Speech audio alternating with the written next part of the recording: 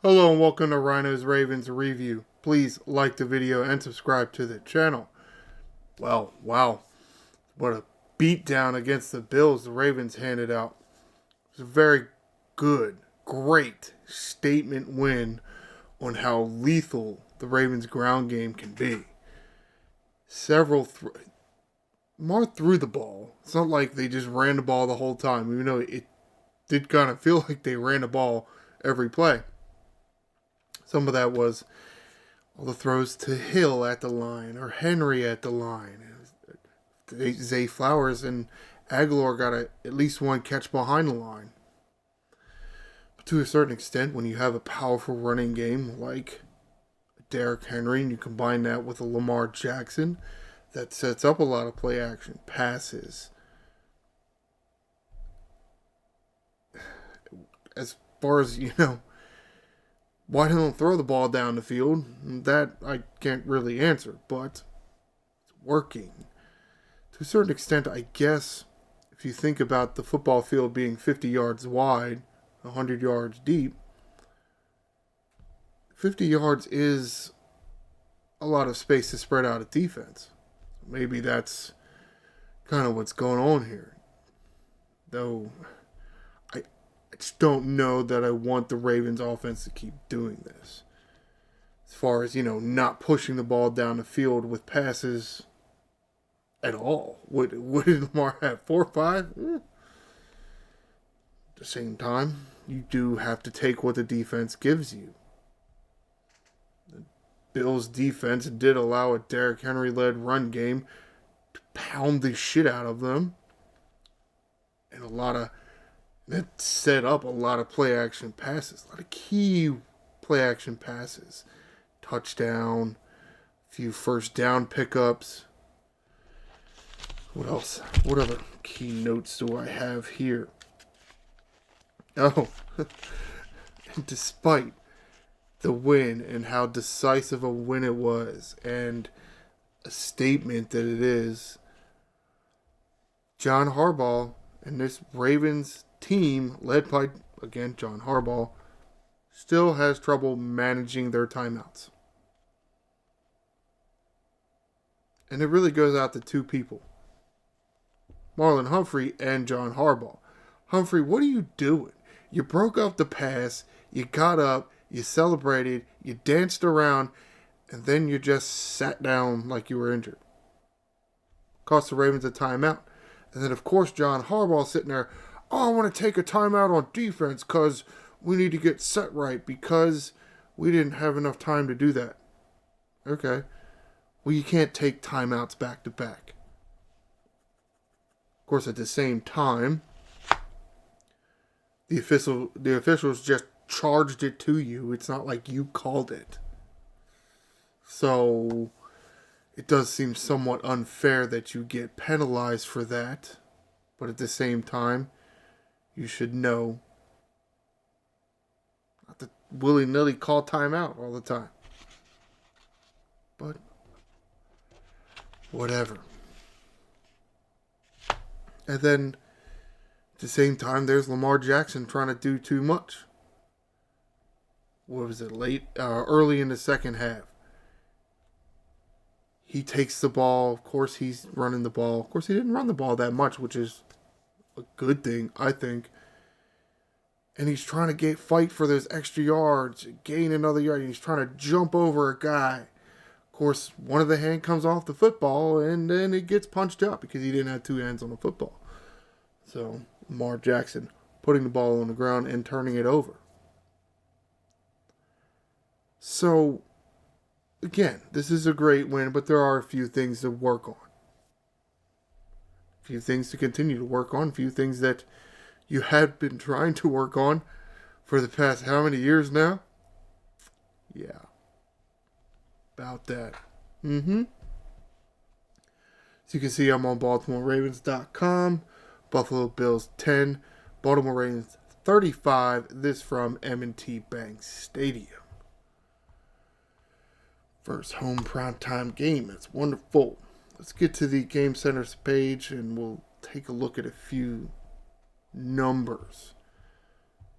what does this huge ground game by Derrick Henry lead to? Well, it leads to maybe not as many completed passes for Lamar Jackson, but a higher completion percentage. What is he about? 72%. Actually, I did it on a calculator. It's about 72%. 13 of 18 for 156 two-touchdown passes. Now, one of those is kind of an extended handoff to Derrick Henry at the line of scrimmage. Not necessarily in the backfield, but at the line of scrimmage, which, sure, I mean, I guess that kind of makes sense. You got to give the defense a different look. Though it did seem, it does feel weird that Derrick Henry and Lamar Jackson and Justice Hill are touching the ball so much, and guys like Likely, Bateman, who you just gave a bunch of money to, Zay Flowers, Aguilar, and Mark Andrews barely see the football. Then again, it's somewhat early in the year. You do this early, then you start spreading the ball around to some of these pass catchers, confuse the defense, and then maybe you go back to some more running because just to keep them guessing. Could be a tactic, I guess. Could be. Hope so. Be kind of silly for Mark Andrews to have. Guy just can't catch a break. He actually got targeted once, and yeah, it looked like he had plenty of running room too. And of course, he's looking upfield before he catches the ball, and then ends up not catching the ball. Disappointing. Justice Hill, the biggest pass catcher. Wow. Could certainly understand why you would want somebody like, say, a Justice Hill as your third down running back. Now, I will never believe that he is a better pass blocker than Derrick Henry. I will never believe this. But to a certain extent, I think what you have with Justice Hill, what you may not have with Derrick Henry, is he can pass block. He can run routes. He can catch balls. He can make people miss. He's more of a jack-of-all-trades type of dude. Where Derrick Henry has more of one kind of player archetype, right? Can he run as good a routes as Justice Hill? Probably not. Can he turn the jets on as well as Justice Hill? Can he spin move? Because Hill picked up several first downs, making people miss with a spin move or a juke move. A little burst here and there, picking up the first down. Can't ask for a whole lot more.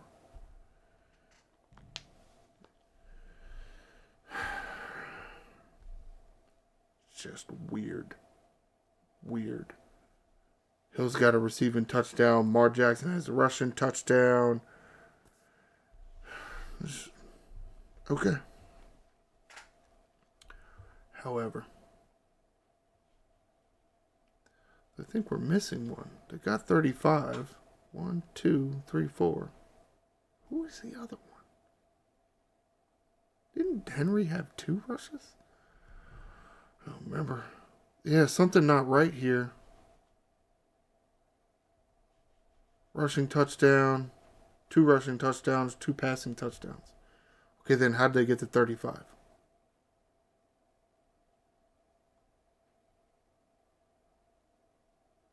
Oh. That's right. Henry fumbles on the goal line. Almost forgot about that, which is somewhat concerning. It is. Not great ball security on the goal line, allowing the ball to get punched out. You figure you would be taking your other hand and holding onto the football even tighter. And he didn't.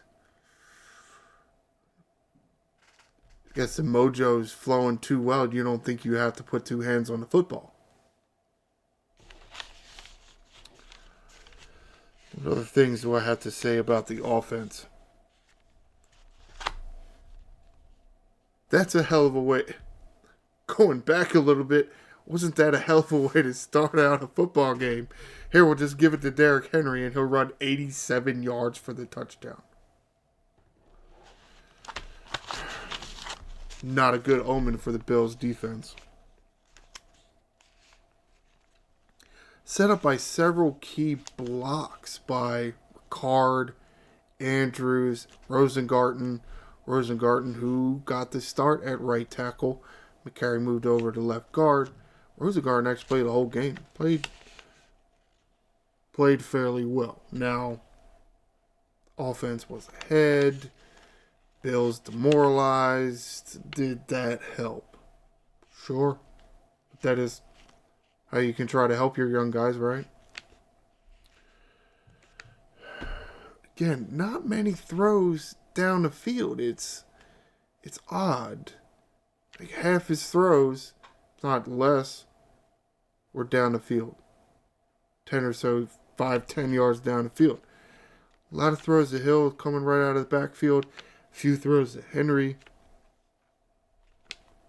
And again, Zay Flowers, how many did he get? Aguilar, he got one. Actually, I think it was more of I don't think Aguilar did catch it. It didn't go anywhere. It is somewhat odd. I wonder if maybe Monken saw something somewhere, because Bill's secondary, they lose Poyer and they lose Hyde. You're thinking, well, that'd be somewhat demoralizing, right? And not only that, these new guys back there have to figure out how to do it. Odd that you didn't push the ball down the field a little bit more through the air.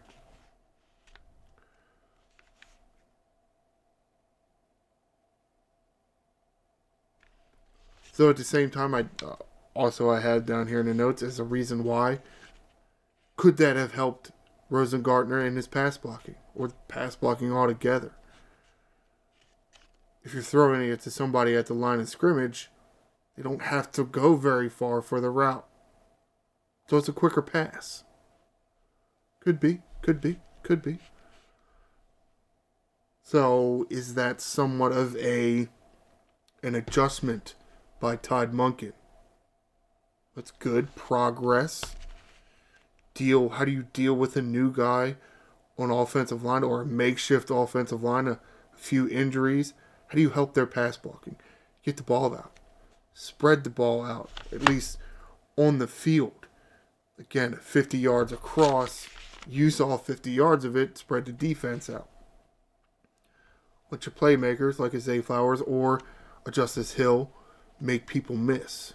Especially when you have another form spreading the ball around. Derrick Henry is just going to run people over.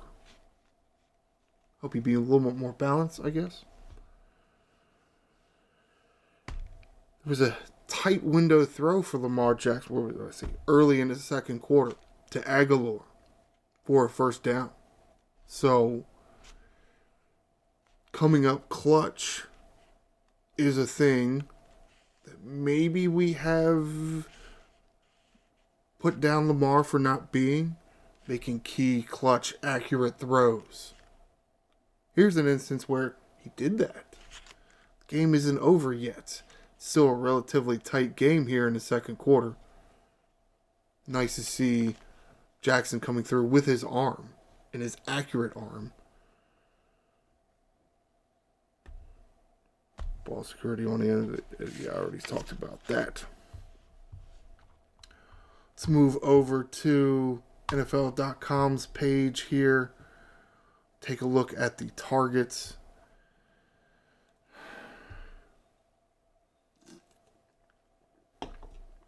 Justice Hill led with 6 targets. 2 for Likely, only 1 catch. 1 target for Bateman, 1 catch. 3 targets for Aguilar, 2 catches. Zay Flowers with 2 targets, 1 catch. Mark Andrews, 1 target, no catches. 9 targets between your 2 running backs. 9 catches for 88 yards and 2 touchdowns.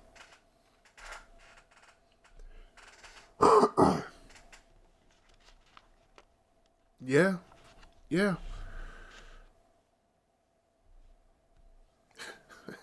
It's a much different look to a passing game. But it worked in this game. I wonder how much it can work going forward. I wonder, in talking about progression here and Todd Monken learning, this film is out there of how often throwing to Justice Hill, Flowers, Henry, and others close to the line of scrimmage. Does that help? Also help open up some deeper shots. Because you still got Derrick Henry. If he's going to pound a rock like that, you're going to want to bring a safety down.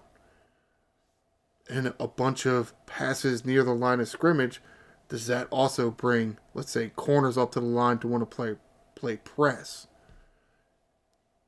Hopefully, I'd hate to see guys like Aguilar and Likely, Andrews, and Bateman never catch any deeper passes than 23 yards. These two here. Pass to Likely and a pass to Bateman. It's the longest throws. 23 and 26 yards. Barely any yak yards after that.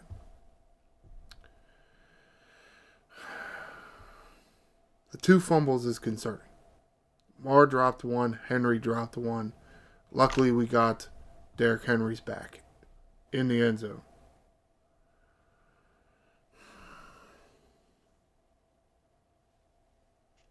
Let's talk about the defense here. Does feel like this wasn't much of a defensive game just because of how much Henry and Justice Hill worked. But the defense came up big. Sneaky big when they had to. You got Josh Allen over there. He's not some scrub. He is a good quarterback in this league. And they handled him fairly well, I thought. I did think there was a much better pass defense. Now, to a certain extent, some of that is about the pressure. And some of that was the lack of pressure. Sending 4 on a rush, you got 7 back there in coverage. That happened a lot more than I thought it would. Of course, at the same time, that's how you got to do it. You got to mix it up. Sometimes you rush 4, sometimes you rush 6. Again, somewhat of progression by a young, as far as experience, young coordinator in Zachary Orr. Whatever adjustments seem to have been made very well. Now, it is also tough to say, because just because that is Josh Allen, they lost a few pieces. In their receiving core, though they got a decent tight end, or even much better than average tight end, and at least one receiver that can catch fairly well. Allen has a habit of getting out of the pocket. Did that several times. And rolling to his right. Seemed to be very good at that. And somewhat concerning is it took the Ravens a little longer than I think I would have liked to counter that. How many times in, let's say, the first half did you see Allen feel pressure and he just runs to the right? Now, he runs to the right because he is right-handed, and that allows him to actually still throw the ball downfield if he wanted to. But think about the pass rushers for the Ravens. Matabike, Van Noy. Who was the big guy? The other big guy. Because Pierce was out. No, it wasn't Broderick Washington. It was it Robinson and Travis Jones. Other big guys in there. Now maybe Owe can kind of catch him a little bit, but Allen's got that stiff arm, which is another reason why he running to the right. He got that left arm that he can fight people off with. He was doing that a lot. And still be looking downfield. So how often do you, later in the game, did they send, let's say, a corner or a Humphrey or an Eddie Jackson, a defensive back, in there as well? Kyle Hamilton. Happened a few times. It didn't happen that much, but it did seem like the longer you got in this game, the higher the score was. More the Ravens kind of sat back there in pass coverage. Let a few get by. Some deep shots on the sideline that were iffy. Then the one that was caught by, I don't know, number 10 over there. What was his name? Shakir. Allen rolling out and stiff arming people. Again, somewhat concerning that you were able to put pressure, but you were not able to chase down Josh Allen and bring him down that much. You only did it 3 times. And those were, well, 2 of them were in the pocket, and one was Owe getting him on the edge. So that's how many times he rolled out to the right were you able to actually bring him down. Again, somewhat concerning. But, I mean, you got it done. Wiggins. Wiggins needs to learn. Wiggins needs to learn how to catch. Drop 2 picks. It's disappointing. But, at the same time, he did play the whole game out there. For the majority, it was Brandon Stevens and Nate Wiggins on the outside. Or Darius Washington and Marlon Humphrey, Kyle Hamilton, Marcus Williams kind of stayed back, but Eddie Jackson in there in that nickel/dime spot near the line of scrimmage and dropping back, helping in pass coverage. Kind of nice having a few of those guys to rotate in and out. Now, the other thing there is what happens when Arthur Millette comes back. Where's he fit in? If you're going to have Wiggins on the outside and Stevens on the outside, move Humphrey in the inside.